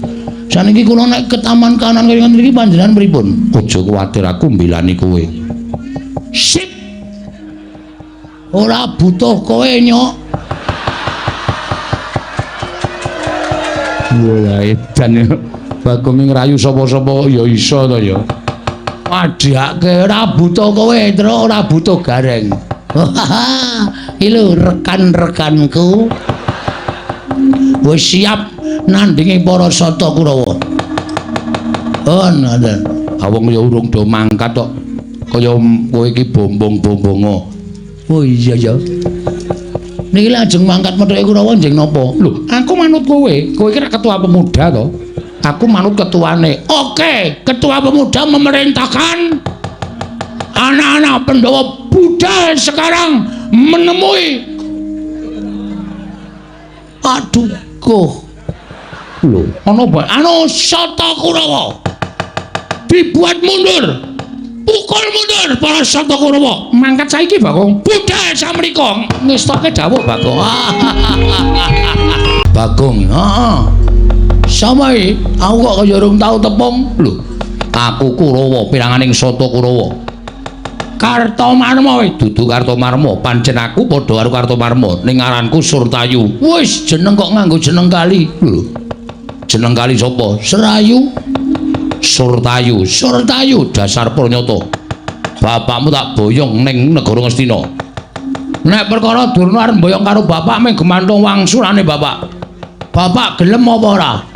Nek bapakmu ya wis wong nyilik wong ngomboyong ki adile sing diboyong gelem ya mangkat ora ya wis. Ora kok meksa sak penake dhewe. Terus arep gawe geger karang kadempel.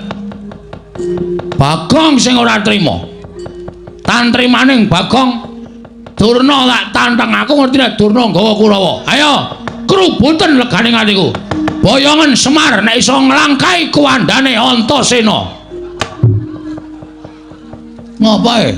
Aku sing tok ajokke. Ha sampean iki ajeng ngewangi kula mboten? Ngewangi kowe. Aming ditantangke kok nesu. Lha niku wong tuwa dikeplak. Salah omongane ting clemong sak penake dhewe. Pun pokoke sampean siap begitu niki wani sikat. Yo. Karo ketua pemuda ora kena ngeyel. Iya yo. Nyepelekke ora. Iki jagoku lho Antasena. Heeh, Pakde. Aku sing ngewangi Siwa Badranaya ya kakekne Semar. Nek Pakde Surtayu ora gelem mundur sak Kurawana aja takon dosa aku sing ngarep mundurke Kurawa. Mulane Bagong gembilo sirahe gleleng pacake. Jebul diombani karo Antasena. Pancen bener, nek ora ana iki apa wani aku. Aku wonge jujur kok. Gandeng ana para putra Pandhawa mula lambeku sak penake dhewe ling jeplak. Mergo aku dikewang karo anak-anak Pandhawa. Ayo.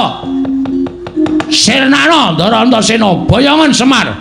Nadyan kowe diwangi anak-anak Pandhawa sepira kekuatane anak Pandhawa. Apa kira-kira iso ngalahke para Sata Kurawa sing dadi nyatane minggir jajale Antasena. Siap Den, siap Gong. Maju. Yo. Aku mundur.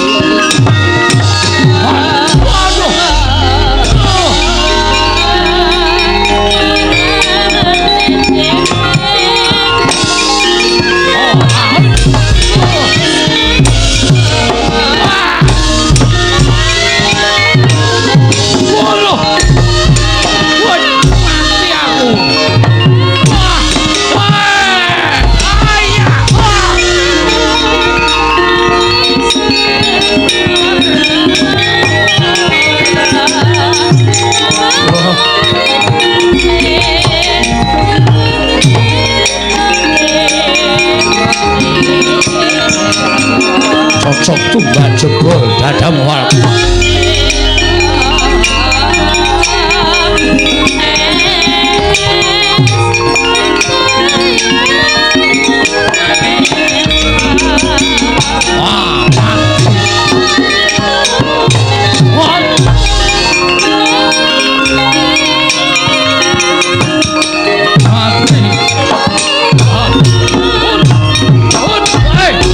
Lagi.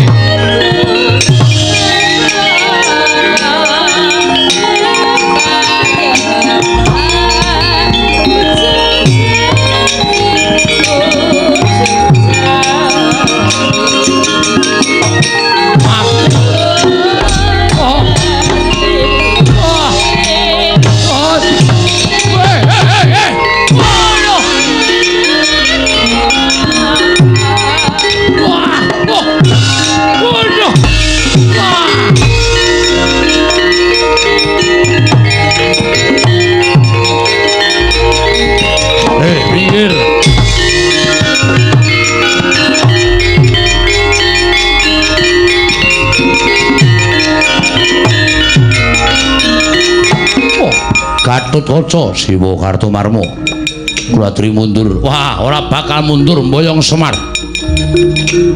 Paribaksa kula wantun kaliyan panjenengan. Ayo ungano dadamu. Kula aturi majeng Siwa Kartomarma mati dening aku.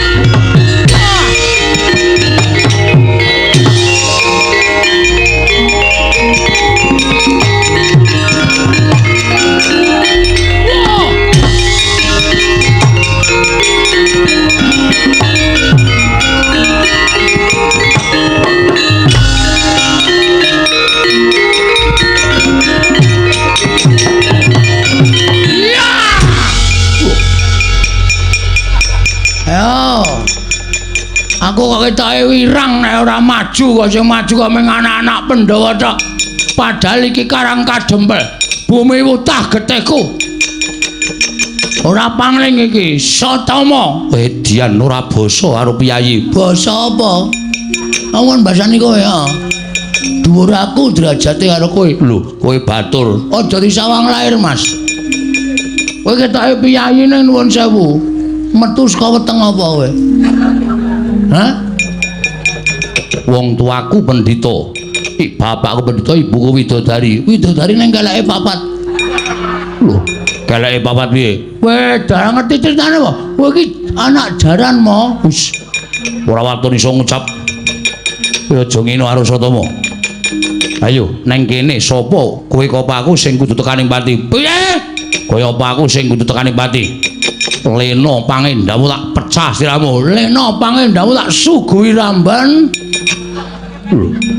Tanahi dedak kowe mesti doko. Ha ta? Kuwi pangananmu to? Ora. Kalonjana wis kene ijo-ijo. Wis. Ijo-ijo dengkul mlocot iki. Mati denengku panggal tak ayani. Yo.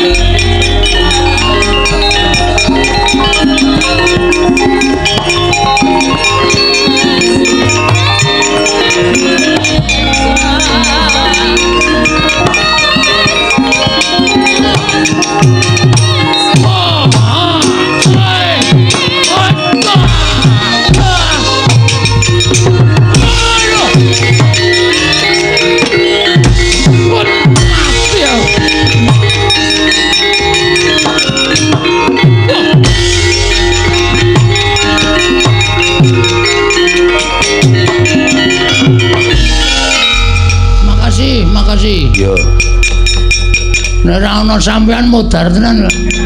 Kita arep melu perang bonangel nggih perang niku nggih. Lah kok kita kaya mencolot-mencolot. Orang kula niku mung guru senam e. Dadi sane mung mencolot-mencolot nek kon ngantem ora iso blas. Pengen iso perang, pengen iso perang. Pengen. Ngamuk tak bantu. Serius? Yo. Yo ora mung omong kosong lho, ora. Tak bantu. Carane aku mancing ning awakmu. Tenane? Tenan. Metu ngendi? Metu cangkem? Ora sedeng. Napa iki? Niki ciut ning sok amba barang. Dengkulmu mlocot ora. Ngampet-ambekan.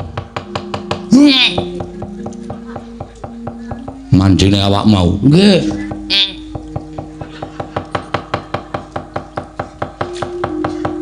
Wis.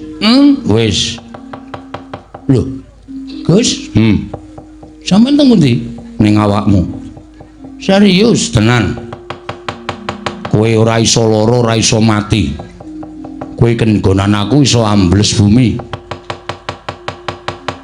Kowe iso mapan ning jero bumi tanpa beda ning daratan. Tenane? Tenan. Carane ngampet-ambekan awakmu tibakno ning bumi ora bablas tekan jero bumi. Ini serius nih? Yo. Mun anggere aku kejegluk tak tonyo sampean yo.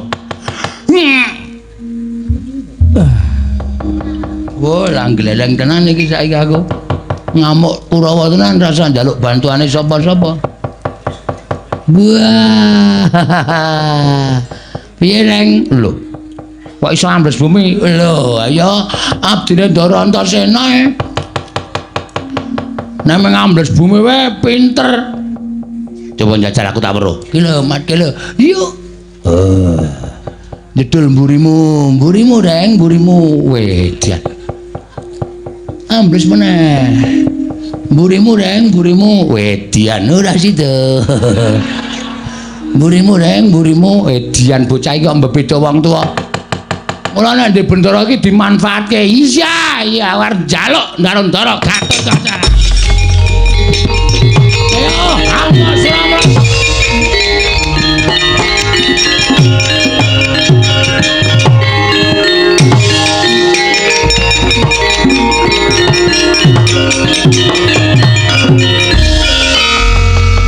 Lolo garing nggih.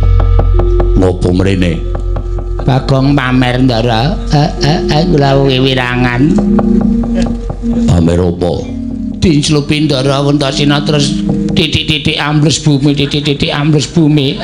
Tela kula dintekke kabeh. Telone sapa? Tela pekarangan kula do ambruk. Jupuki Bagong saka njeron bumi. Bagong iso ambles bumi. Dinjingi Ndara Antasena, mbok kula dinjingi ta Den, mari iso mabur. Pengen aku mancing ning awakmu? Nggih. Ngampet-ambekan. Aduh. Malah ngentut e kula. Pun kepun. Kowe tak nggoni awakmu kowe iso ngambah Dirgantara. Sapa-sapa iso tak sambri. Oke, kempun.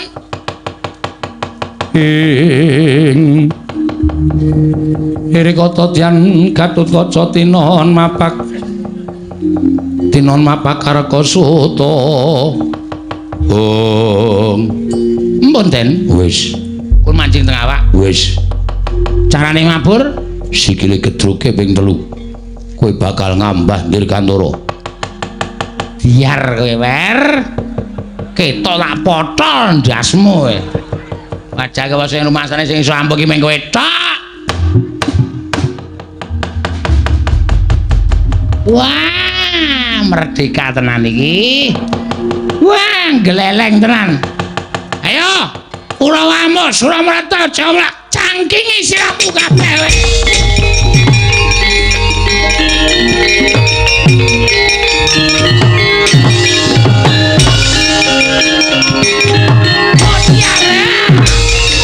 Wah, edan.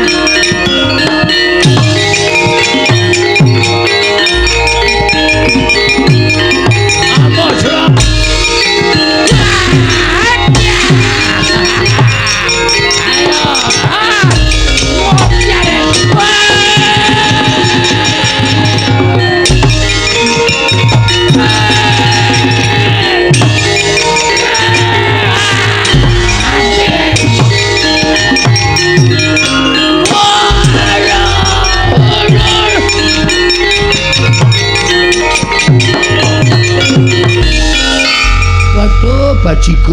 bajigul. Wah, cilaka iki. Apa ora kowe Durmagati kowe? Tak tancepke lemah kowe. Mati dereng aku Kurawa kok glelenge karepe dhewe. Kowe tak plinteng dasmu lho, Reng. Konjur aku ditimblas-timblis wae. Wong loro digdaya tenan iki, Gong. Ya, kowe iso ambles bumi, aku iso ngambah ndir Kantara. Ayo, arep ngapa kowe? Waduh, Durmagati lolos. Waduh, kok makslep kok ya penak banget ya Bagong ki ya. Kaya ora ana ganjelan siti sira mandlep ngono. Jan kaya ora ana gregel-gregel sira. Kaya makslep ngono lho, penak banget ngono lho. Edan anak. Rumah saya kok kaya ning banyu. Aspalatos barang kok ya. Iso slap-slap.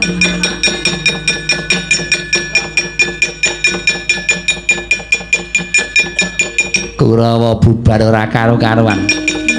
Mimungsa Panakawan kok sapenae dhewe. Oh, Kurawa nggedabiah kok kian cacah ngrebdo tanpa guna. Mimungsa Panakawane kok bubar ora karo-karuan iki arep menang karo sapa to, Le? Aku iki ngumun karo kowe. Kartomarma Surtayu Durmagati mungsuh karo Bagong karo Gareng kok mundur ki. Mongko kadang nata apa ora jeneng mirang-mirangke. Selamat malam.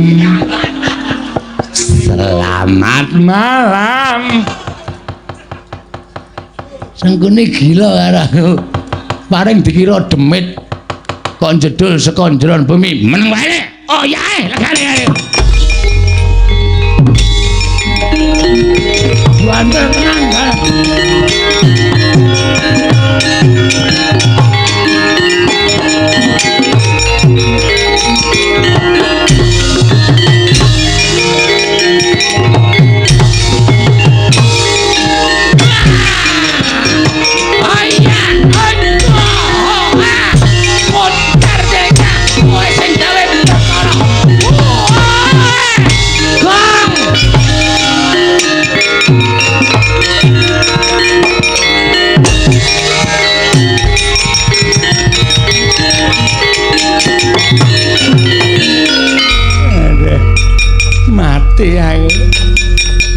mati aku sambato. Ayo amuk Suramarata Jayamarata imbang yen padha-padha. Bagong aku njaluk urip. Kurawa jamule.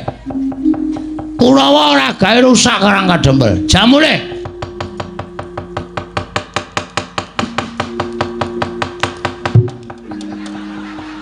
Wak Tonya lho, Reng. Medune nang isor nggo pencokan sirah. Sorry.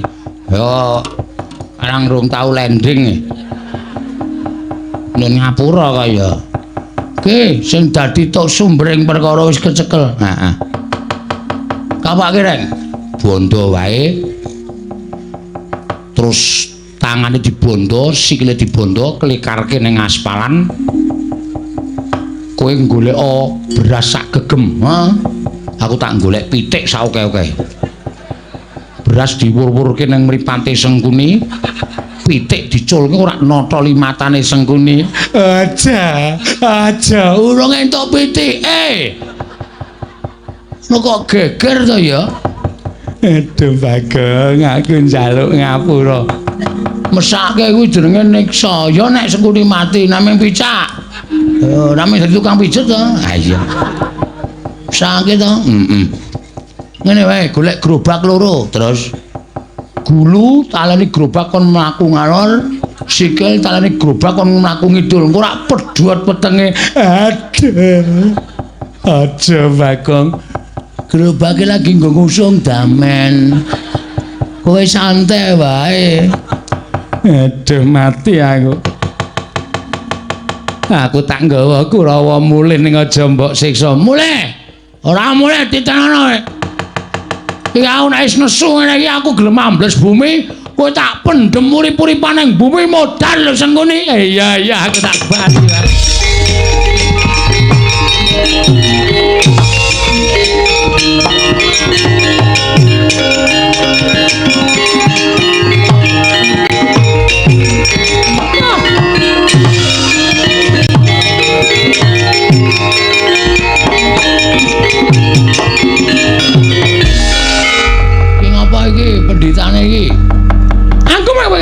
Boyong karo bapakmu ayo aja ngoparangi karepe Begawan Durna aja ngoparangi karepe Begawan Durna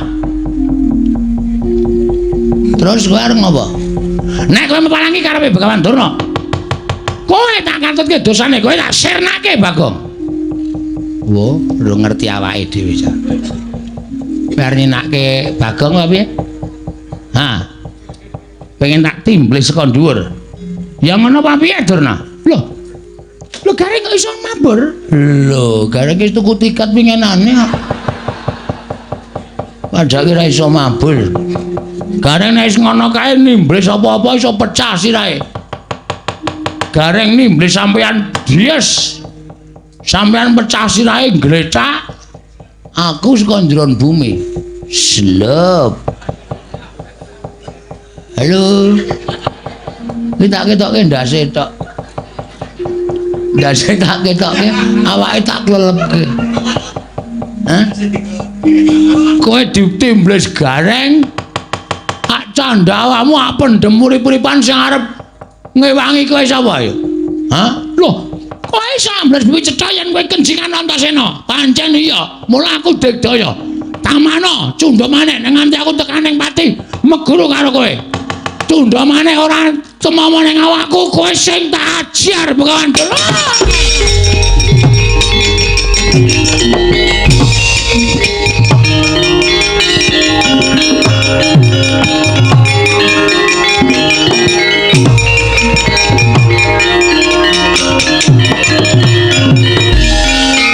suwun nggih Den yo padha-padha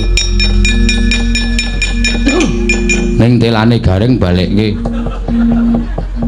ajeng kula nganu kebahan rondo kebahan rondo ki rak yo golek nganggo dhuwitmu dhewe ora kok ambles bumi kok nyasaki pekarangane gareng balekke nek ora tok balekke aku moh kowe tak pidana engko nggih mengentuk sithik apa ning katok gedabel ngono kok karang kula lebokke sak barang Gongnon Kurawa wis mundur nggih bapakmu kon tekan kene terus wigatine apa sing diperintahke bapakmu bakal dilaksanakan dening anak-anak Pandhawa oh nggih mer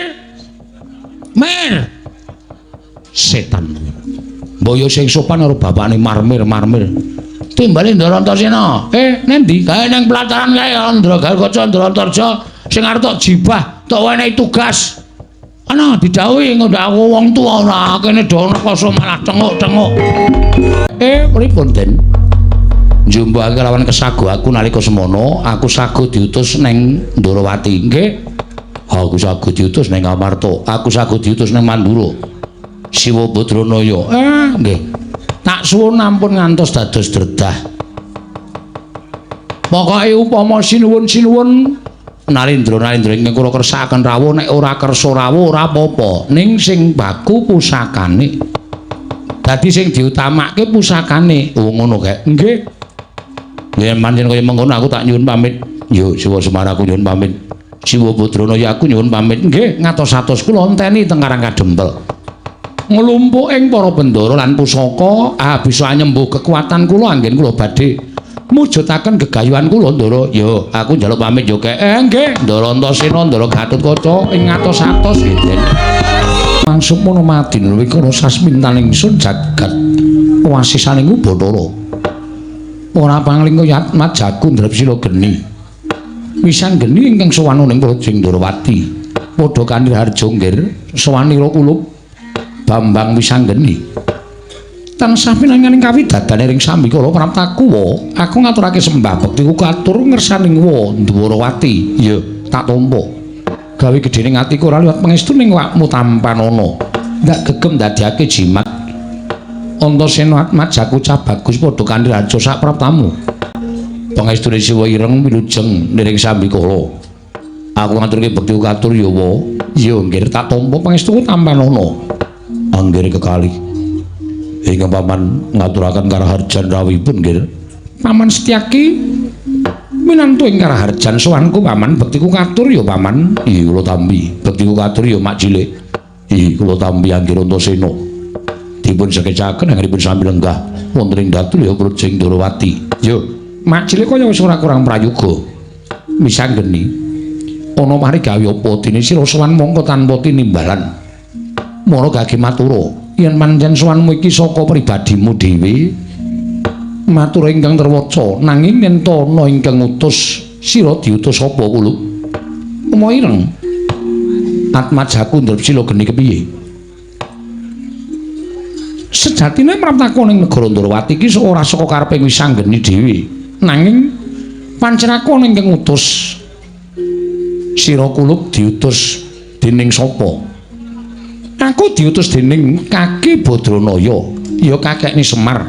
Wa mugi andadosna ing kawuningan yen to sejatine kakekne Semar mau banget nggone menggalake marang negara Ngamarta.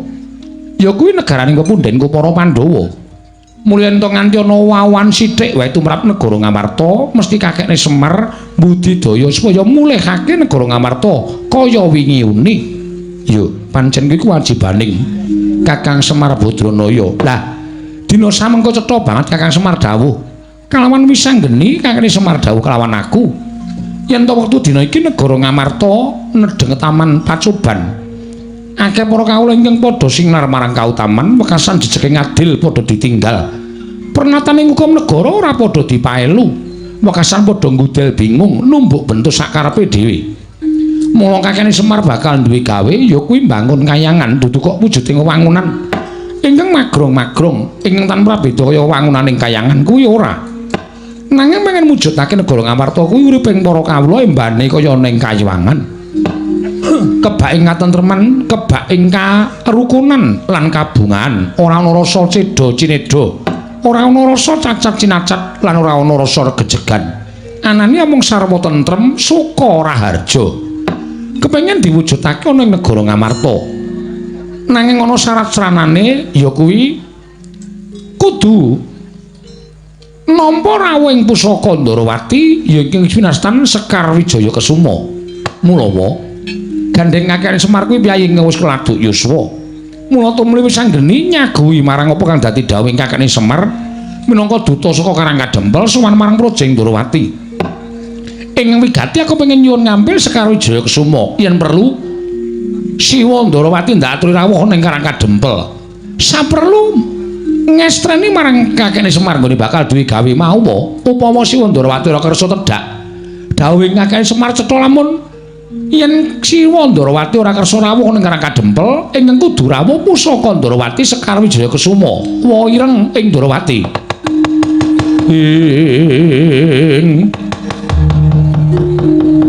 kemejot padoning latinetra kocak ngundarandir idep nyomangolon caka wadanari rombranang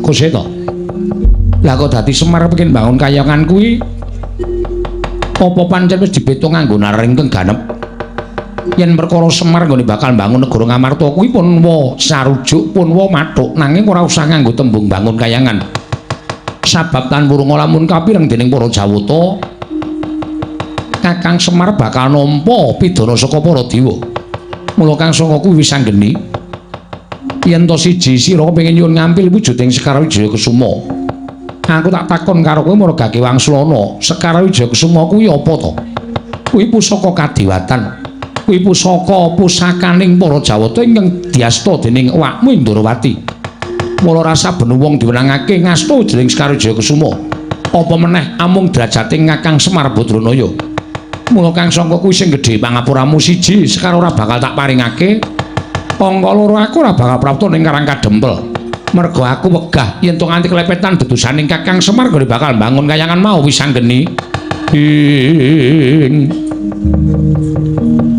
Kagat risangga pirang ulin angkul kirempit kempit dosa ngreknaning bawana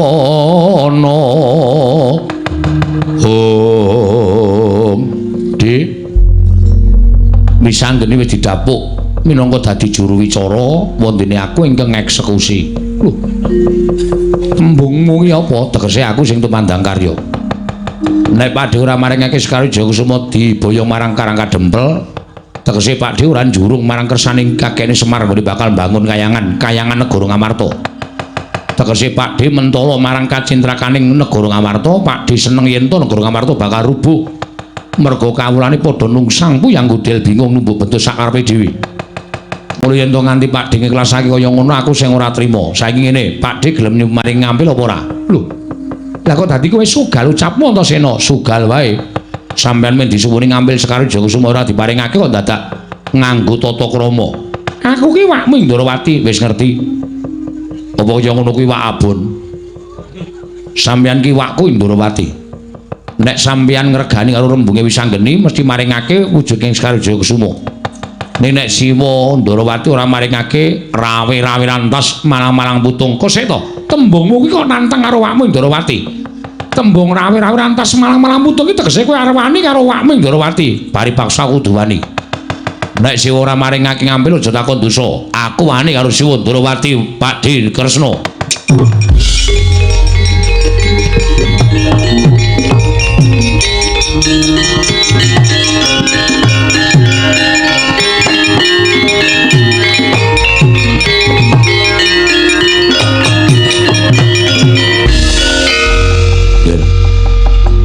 Menawi angger badhe tumindak kados mekaten mangsaipun sanes Kanjeng Prabu Ndrawati.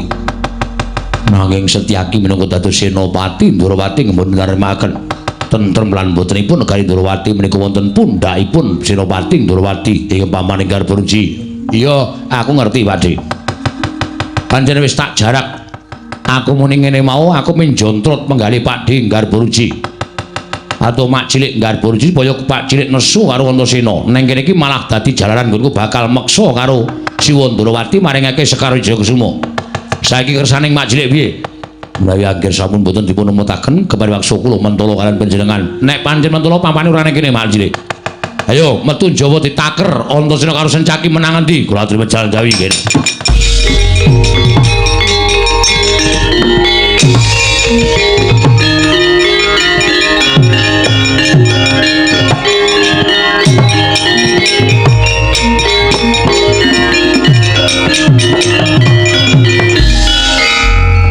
Krewikan dadi grojokan, geguyon dadi tangisan. Mongko niate wakmu ora kaya ngono kuwi Sanggeni.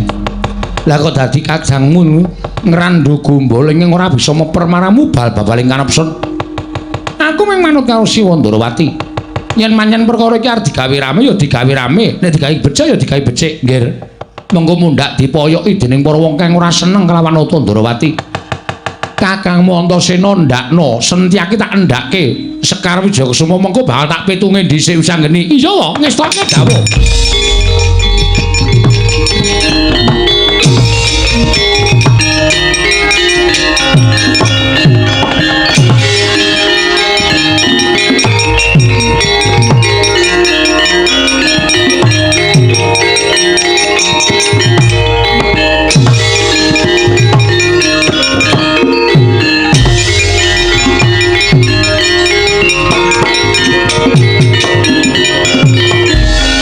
Keperanggul mungguing ayuda kemapak bawatnya bentar bawatnya bentar ngomong kebabangnya mungguing aloko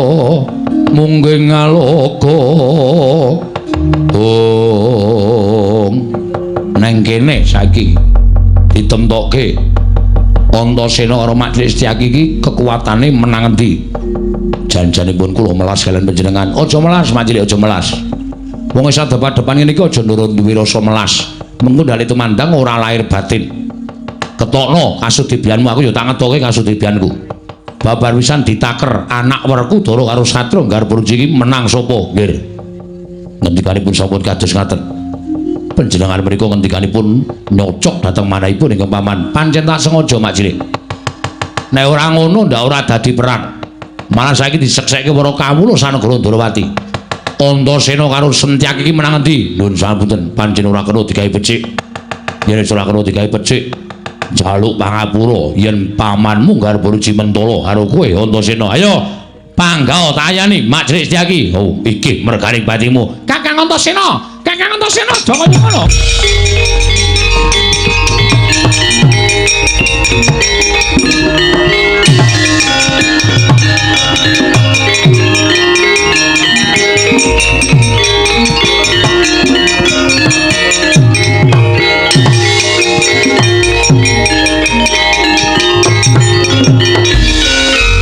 Kakang Antasena sabar. Wah, ngegol-goli kowe iki. Wis arep dadi mengkari bet-bet ngono. Rame iki mau. Rame-rame apa? Iki ki makmu cilik, makmu kiper kuwi. Makmu cilik. Kowe iki omongane kok kaya bocah enom to. Iki aja nganti tok waneni ndak ora prayoga, ya mung arep jajal. Ora kena jajal-jajalan. Jajal kok ora tuku. Kuwi lha senengane kowe iki senengane kok. Kowe tak tabuk sisan. Setyaki wonten dawuh. Siramen nganggo tirtaning kesabaran. Nggih. Siramen nganggo tirtaning kesabaran. Nggih, setaken. Aja nganti kesusu mengko ndak ora prayoga. Antasena kuwi anakmu, nanging suwantenipun sampun nyocok dhateng manah kula. Cah enom ora ngerti tata krama karo wong tuwa arepane.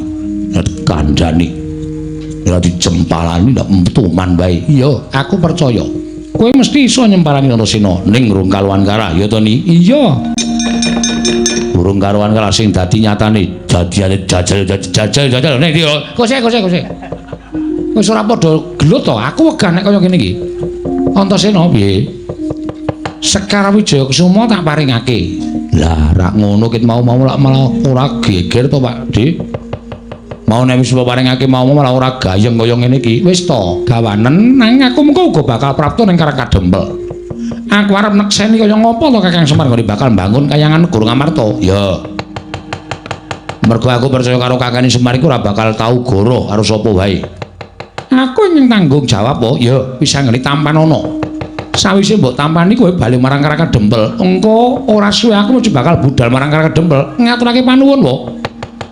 Sekar Wijaya Kusuma boyo ngendhisik mung aku nututi. Iya, Siwa Ndarawati ngestakake dawuh.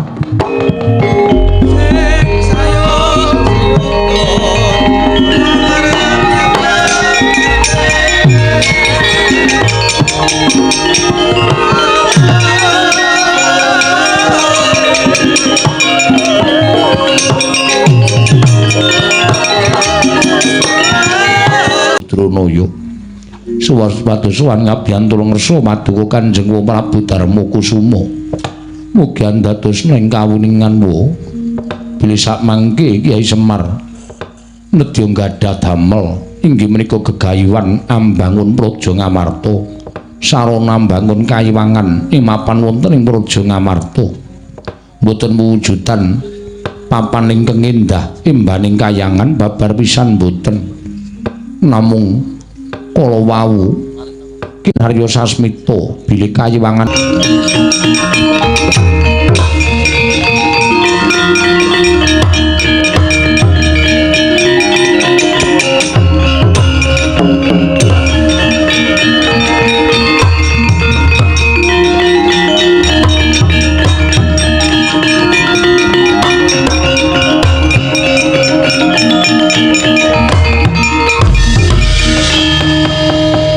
Umikun sing langit kelap-kelapaton lergen saking risang mawe gandrung ing Tandurja iki kasinggihan mbok lengkeng sowan kula ngaturaken bekti kula kunjuk ya tak tampa gawe gedhening atiku ora liwat pangestu ning wak ping Mandura tampan ngono kula pendhingga jimat paripin dayaning kasantosan eneng apa kowe sowane negara Mandura mugi andadosna ing kawuningan sowan kula mboten saking pingajengan kula piyambak namung dapur dipurutus dening Siwa Semar Badranaya.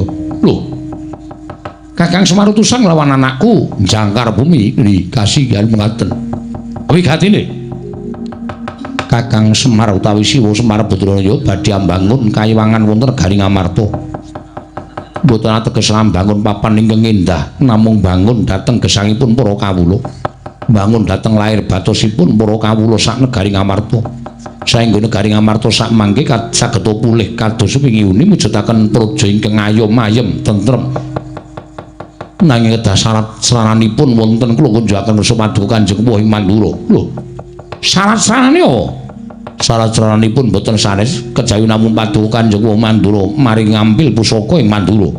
Kiai Nenggala tuwin Kiai Alugoro. Sak mangke pareng badhe kula boyong wonten ing Karang Kadempel. Lho, Kiai Nenggala inggih kasinggihan mekaten.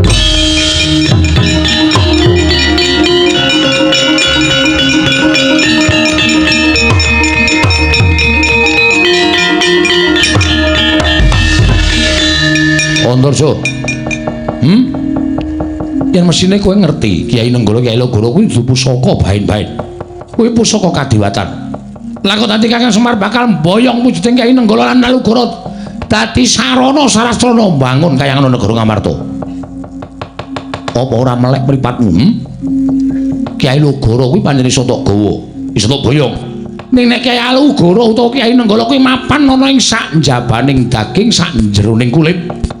Kuwi ora iso digawa dening sapa bae. Kedah saged kula boyong po. Nek aku ora entuk, kula kedah meksa lan paduka Kanjeng Prabu Mandura. Piye? Kula kedah meksa dhateng Kanjeng Prabu Mandura kemareng maring ngambil pusaka kalih. Kowe arep meksa karo Baladewa ya? Kowe arep meksa karo Baladewa? Yen ngono kowe wani karo wakmu Mandura. Mboten ateges wantun, nanging menawi kula wangsul mboten pikantuk damel, ateges kula badhe dipun paidu dening Siwa Semar Badranaya.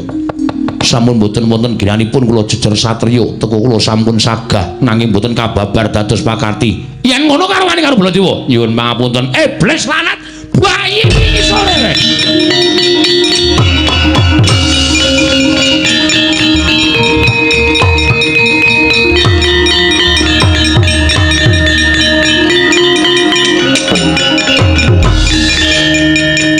Mbok Prabu kedahipun nenget. Ya, aku tak sareh. Mbangane seseke ra jamak-jamak aku tak sareh, Pun. Aku tak sareh.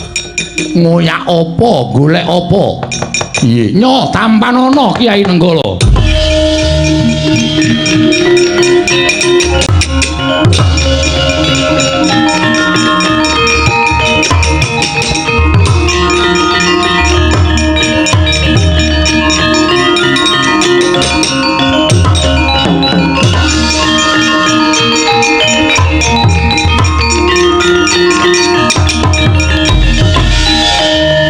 Prabu, nggih, kula kanthi wonten ing Karang Kadempel ya. Ayo kersa tak tutke.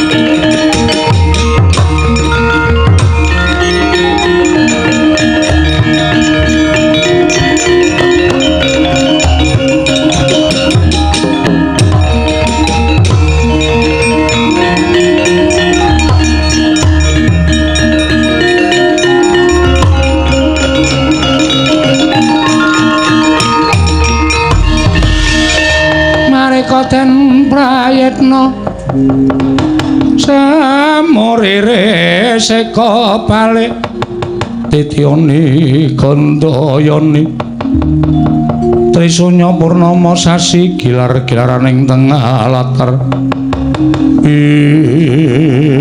Kakang Semar apa niate Kakang Semar pancen wis kaya diaturake dening atmajaku kabeh yo Kakang Semar Kakang Semar apa pancen kaya mengkono Den napa sing kula lakoni niku mboten kula kok pribadi dhewe sing ngrasake mboten kula dhewe sing ngrasake ning niki kanggo kabeh kanggo bebrayan utamane bebrayan negara Ngamarta kula nyawang negari kula lah kok wis ora kaya mbiyen katone wis ora tentrem katone wis mboten jenjem kawulane padha nggugu karepe dhewe sithik-sithik gegeran ana perkara sithik digawe rame ana perkara sing sepele digawe ora tentrem kahanane kahanan sing kaya ngoten kula niku ngrasakake nek kawula Ngamarta wis koncatan rasa kamanungsan mula kudu dibalekake negari Ngamarta niku dados negari songsong agunging para kawula negari Ngamarta menika dumati saking pulo-pulo ingkang kathah ning rumiyin manunggal dadi siji ning saiki kok sithik-sithik geger sithik-sithik geger awi dipun dandosi sranane sampeyan-sampeyan iki minangka dadi pangareping para kawula aja wegah cedhak kalih para kawula aja rumangsa sampeyan ora duwe tanggung jawab nyaketi batining para kawula kawula niku mboten butuh diparingi duit kawula niku ora butuh diparingi brana picis ning kawula niku butuh dicaketi rasane dicaketi atine dikaruhke mawon wis senenge ora jamak-jamak anane kanan kaya ngeten niku merga kawula ora nate dicaketi karo pangarepe mila awi sing empun nggih empun nanging sakniki awi didandani alon-alon dibangun supaya Ngamarta embanipun kados wonten ing kayiwangan gesanging para kawula kebaing katentreman kebaing karukunan sami-sami ngraosi bilih gesang wonten negari Ngamarta kedan junjung dhateng negari Ngamarta ngrumaosi jejer putra bumi kudu ngreksa marang praja Ngamarta Kakang Semar yo lah banjur pusaka iki gunane apa niki jane rak minggu srana sampeyan ledo tekan Karang Kadempel nek mboten kula jaluk pusakane ngeten iki sampeyan ora bakal tekan Karang Kadempel monggo kula niku abdi lho kula niku abdi ora ketang pisan pindho ya sok ditileki ora ming dinengke mawon nek kula ditileki tok tuk Semar kowe waras apa ora kula niki le sowan ya mempengi ra jamak-jamak pendak-pendak kula caos bulu bekti glondong pengareng-areng dhateng punden Pandhawa ya seneng kula mboten jamak-jamak merga pendak-pendak kula dikaroke ning kula ya ora tau ditileki ora tau dikaroke mula kula gawe srana kaya ngeten niki ning napa sing kula ucapke bakal mbangun kayangan niku nek mboten dibantu oleh punden-punden kula sedayanipun lancur-lancur Pandhawa mboten ajeng iso nglakon Ndara Puntadewa, Ndara Werkudara, Ndara Janaka, Ndara Kembar, Ndara Kresna minangka dados pujangganing para Pandhawa ngemutaken para putra-putra lancur Pandhawa ya ampun ado-ado kalih para kawula. Dicaketi atine para kawula, dicedhaki.